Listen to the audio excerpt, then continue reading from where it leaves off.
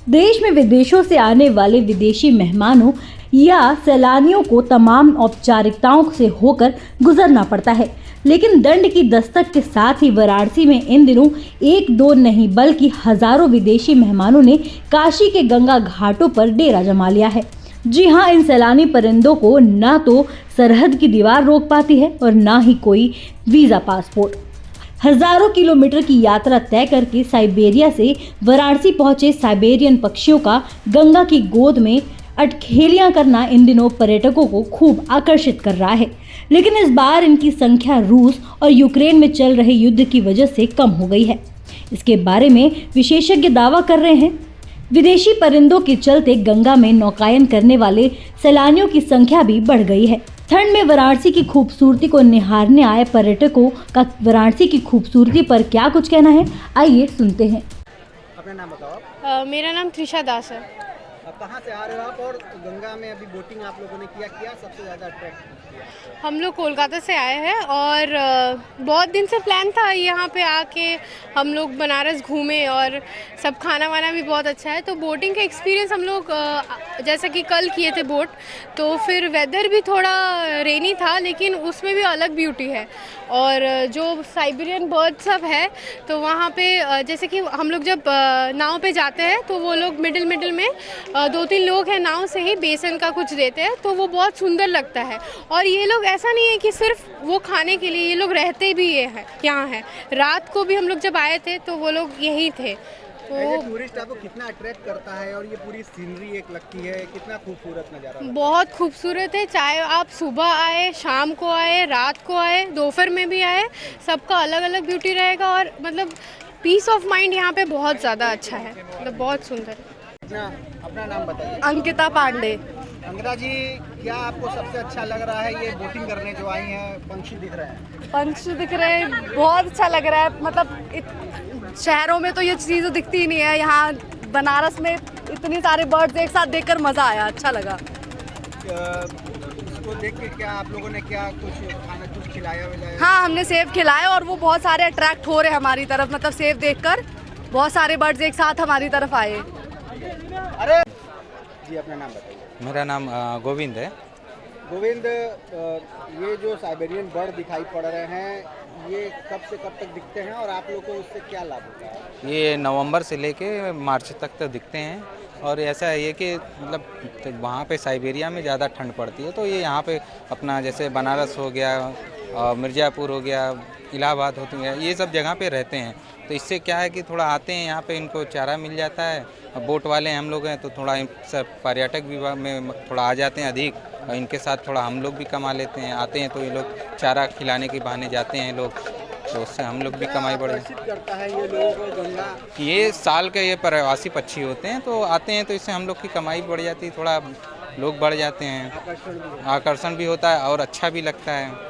वहीं गंगा में नौकायन करने वाली सैलानियों के चलते नाविकों के साथ साथ बेसन से बनी नमकीन बेचने वालों के व्यापार में तेजी देखने को मिल रही है।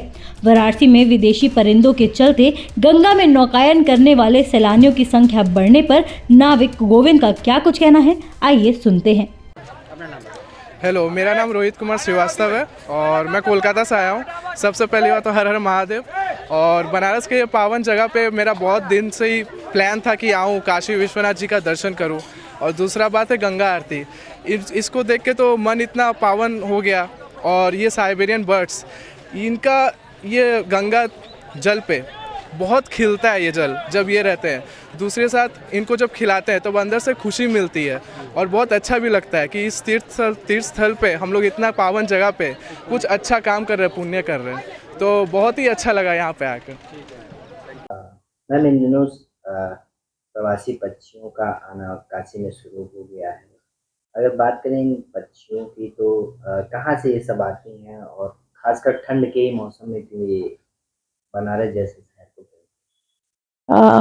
ये जो पक्षियाँ आती हैं इन्हें माइग्रेटेड बर्ड या प्रवासी पक्षी कहते हैं, जो अति शीतकालीन जो हमारे वो हैं प्रदेश, उसमें से ये उड़ती हुई हजारों किलोमीटर यहाँ आती हैं, जहाँ उन्हें थोड़ी सी गर्मी और भरपूर मात्रा में भोजन मिले।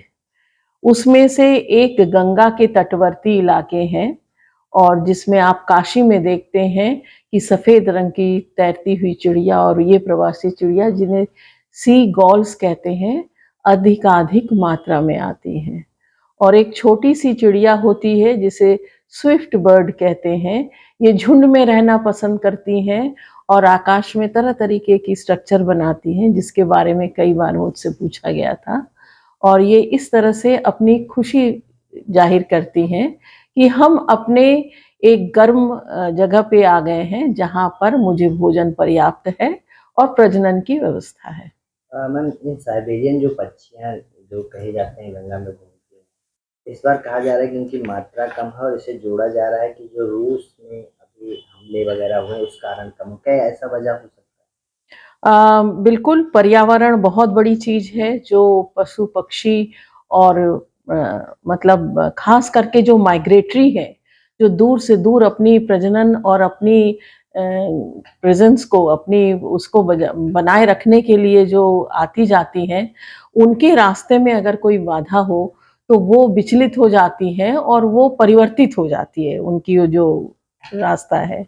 इस बार जो यूक्रेन में लड़ाई, और कोई छोटी मोटी नहीं, भयंकर लड़ाई जो महीनों से चली आ रही है, उससे उत्पन्न होने वाले आवाज़ और धुएं से ये प्रभावित हैं। ये उड़ जरूर रही हैं, लेकिन ये इनकी जो क्षमता है जिस माइग्रेट कर मतलब प्रवास करने के लिए, वो थोड़ी विचलित हो गई है, थोड़ी सी भ्रमित हो गई है। यही कारण है कि कम आ रहा है? हाँ, यही कारण है। हो सकता है कि वो धीरे धीरे बढ़े, लेकिन वो इस साल हम लोगों ने देखा काफ़ी कम है। मैम, ये कितने महीने तक रहती हैं और कब इनका आना? ये शुरू होती है हमारे यहाँ अक्टूबर के अंत से, और फरवरी तक ये वापस चली जाती हैं।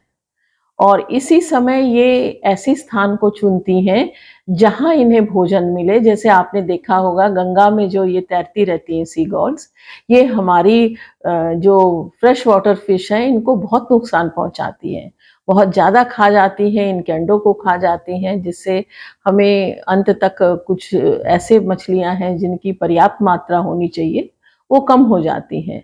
और इसके अलावा ये गंगा के उस पार जिस तरफ रेत है वहाँ पर ये अंडे देती हैं, और ये अंडों से बच्चे निकलने, और ये बच्चे जब सुचारू रूप से बड़े हो जाते हैं, उड़ने लायक होते हैं, तो वापस ले जाते हैं। अगर बात करें तो ये जो पक्षियाँ रहती हैं, माना जाता है ऐसी ही देश दुनिया की तमाम अपडेट्स के लिए देखते रहें समय डिजिटल। वीडियो को लाइक करें, दोस्तों के साथ शेयर करें और चैनल को सब्सक्राइब करना बिल्कुल ना भूलें।